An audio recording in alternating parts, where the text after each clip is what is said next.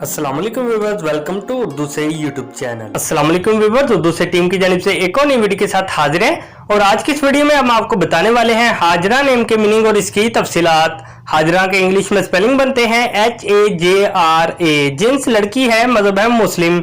हाजरा के मायनी है हिजरत करने वाली। हजरत इब्राहीम अलैहिस्सलाम की जोजा मोहतरमा का नाम नहायत आला, नहायत उम्दा।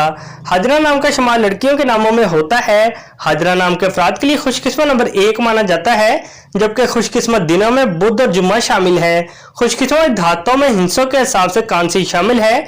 हाजरा नाम के अफराद के लिए माफिक रंगों में सब्ज, पीला, हल्का गुलाबी रंग और खुबानी के रंग जैसा रंग शामिल है। हाजरा नाम के अफराद के लिए माफिक पत्थरों में नीलम शामिल है। हाजरा नाम में 5 हरूफ है और ये एक लफ्ज बनता है।